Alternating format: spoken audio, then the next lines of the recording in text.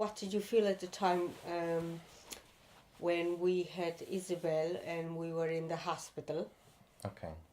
And So I guess, like from what I remember, you go through the usual process of getting ready for the arrival of a baby, and you're all excited and the expectations are there, and I guess you you always kind of think about the best possible outcome. You think, oh, this is going to be a great, wonderful experience, and like everyone tells you, it's the greatest moment of your life, and all of these kind of things. yes, And then you went into labor, yes. and I asked for the epidural. I was in labor. I was you were in in labor, labor. yeah. That's why. So I was afraid that I'm not going to get the epidural and I'm going to feel all the pains, and Mm. I was scared. So they were doing it quite quickly, Mm. but the baby was coming at the time, and Mm. that's when we had Isabel. And anyway, you said to me that Well, what happened was, um, you were giving birth. You remember that to wake up the anesthesiologist, yes. and he kind of came in all bleary-eyed, and he gave you the epidural, but I don't think it took effect. No, it didn't. Isabel was born very fast, Very wasn't she? fast, yeah. And she was born, and they cut the cord. I cut the cord, and they brought her over to be washed, and they put her face kind of down like that, and they were washing her, and she just looked up at me, and she just opened her eyes briefly, and then I saw straight away. You saw straight I away, yeah. saw the features of Down syndrome, Down syndrome, yeah. and I said to you, Roxana, You turn around. That's when it impacted me, because I saw you. You went in your knees, and you just said no, it's just. And you told me, and I couldn't believe it. I wasn't believing you what you were saying to me. I said no, there's nothing wrong with the child. I don't know what you're talking about. And from that moment, I became very numb, and I was so dizzy, and I couldn't understand what was going on. And what I do remember from that room is that we were meant to be changed in a different room from the labor room, and they just gave me the child in my hands, and I just felt numb. I didn't feel anything anymore. I didn't know. I felt scared. I didn't know what is going to happen. And anyway, we were transferred in the other room, and then you remember you stayed with me in the room, and we had Isabel in the ICU, which is in the basement of the maternity unit. And they had to take her away from me because they were trying to warm her up against my body. And they told me, no, look, it's not happening. We have to take her in ICU, in the incubator where they keeps the heat. And that was it. Just taken away from me, and it was all happening very fast. it was a bit of a blur, really, wasn't it? A blur. And I remember that you wanted to have a break, and you said to me, you're going to go away. And I rested for a few hours, and I had to ring my mom and tell her. I rang her the first time. I said, we have a beautiful baby girl and everything. And then I had to ring her the second time to tell her the news about it.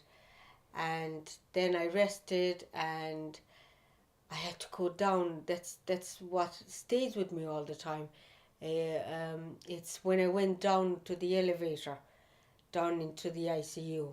And that was me, because then I had to go down to ICU, and I felt it was so long trip from that elevator to go down. And I didn't know what to expect when I went in that room.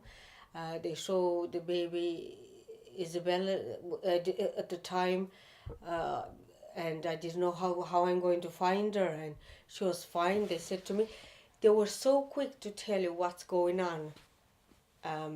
They had a consultant there, and in a matter of hours they told me that she has a heart defect. At some stage she's going to have a surgery. Then they tried her to see if she can latch and she can have some milk. She couldn't do it because of her muscle tone being so low.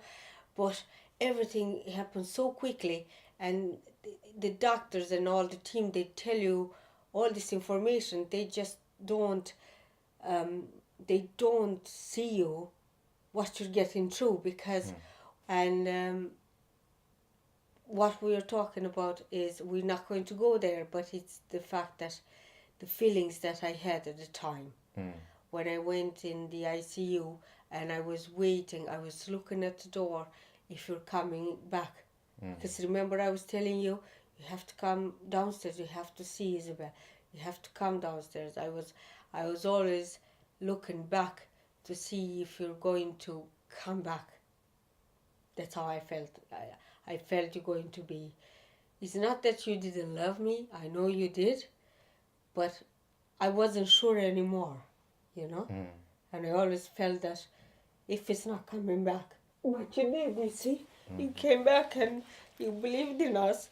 I always did. I love you very much, and I believe in you. You see, it was the shock, you see. You're not It was the shock, you know? You're not thinking straight when these things happen to you, you know? As I said, like, the whole world is out of order, you know? Out of order. So, from this experience, which is great, we have a beautiful daughter. She's 6 now. We're very proud of her. She's doing a lot. What I learned from that experience is that I'm not going to take anything for granted anymore. Never. And before, I used to plan things, and, you know, I was a student and thinking that's about the funny thing. I mean, you were yeah? studying intellectual disability, yeah, in UCC, and then you have a daughter with disabilities. Disabilities, yeah, which again, but that I can't plan anymore like I used to. You know, now I'm taking day by day, and I enjoy every moment we have as a family, and that's it. You know, it was a hard moment. And now we can see everything is in place, but because we stick together, that's what I believe in, made us stronger, and we have a beautiful family, and you know, we're going to achieve everything in life, whatever we want. Yeah, it was a tough experience, but hopefully, you know, if anybody hears us there, it's very important for the parents to be prepared and to know what they're going to expect when they're going to have a child, so they can get prepared mentally for the new arrival. Doesn't matter. Even the practical things. The practical things, yes. You know, like with Isabel, we were spun because all of a sudden you're dealing with a child with a heart condition. Yes. And we had to go to Crumlin. She had to have heart surgery. We didn't know if there's any support out there, what services are around. We weren't prepared at all. So, yeah. But that kept us strong, and we're very happy. We have a beautiful little lady there in the mainstream school in Brook Lodge, in Glenmire. She loves school, she loves dancing, she's the joy of our life, and she has another sister and brother, and we're all supportive, and we carry on with our daily lives, and, you know, we're very happy. In any family, no matter what disability or no disability, we're all going to have to do our daily jobs and everything, and we try to achieve things, and, you know, and that made me stronger anyway. That for sure, you know, and that's it. That's our experience, is it? One of our experiences. We're not going to go to the wacky experiences. So. Hello. Hello. What's your name? Isabelle Documentary. I'm 7 old. Oh, and do you go to school? Yes, I do. Do you like school? Yes. What's your teacher's name? Miss what? Miss Walsh. Yeah. Is she nice? Yeah, so nice. And who's your best friend in school? Rian. Rian? Yes. Oh. We're here. I want to be here.